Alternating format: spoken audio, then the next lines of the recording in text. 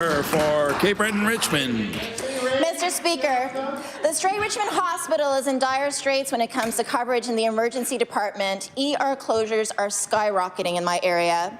We have no ER physician listed on the NSHA job site online, and that's for the Strait Richmond and for St. Anne's. Instead, we're borrowing local doctors from other parts of Cape Breton and the mainland, and with shortages everywhere, there are often none to be found. From my attempts to get answers from the NSHA on how they intend to bridge this gap in a sustainable way, I've received no concrete action plan. Mr. Speaker, if local doctors are not willing to take these shifts and there are none in the bank to borrow elsewhere, what does the minister expect my constituents to do for emergency care? The Honourable Minister of Health.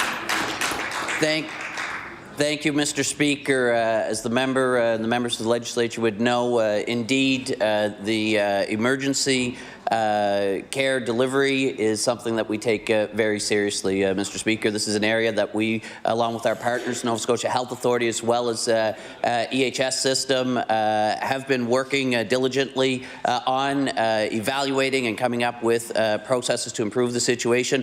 The steps that we're taking, Mr. Speaker, are investing in recruitment initiatives, locum coverage to bring in temporary physicians to cover those shifts, Mr. Speaker. We've seen many shifts covered across the province since we've made changes to these programs in the fall. And Mr. Speaker, we'll continue to listen to frontline healthcare workers to make changes going forward.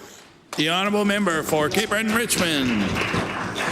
Mr. Speaker, the strategy that the Health Authority is pursuing to shore up emergency medicine in my area is not sustainable. It's not working. The NSHA's own recruitment criteria for family physician lists emergency medicine as an optional service. So, not only are we facing a shortage of emergency medicine physicians, but those that we're calling on to urgently fill the gap don't necessarily need to be emergency medicine specialists. Will the minister please look into the clear deficiency in the way that the NSHA plans to recruit and retain emergency physicians at the Strait Richmond Hospital and at St. Anne's? The Honourable Minister of Health. Thank you, Mr. Speaker. The member noted exactly what the NSHA's recruitment initiative is recruiting, as we've talked about for the last, since my time in office, Mr. Speaker, focus on recruiting primary care physicians to communities across the province, Mr. Speaker.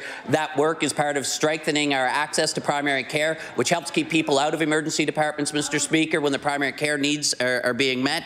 That's been a focus, Mr. Speaker, of the NSHA and of this government. And for the last 4 months, Mr. Speaker, we've seen fewer Nova Scotians registering needing access to a primary care physician. That's showing that the initiatives that we've been putting in place are working.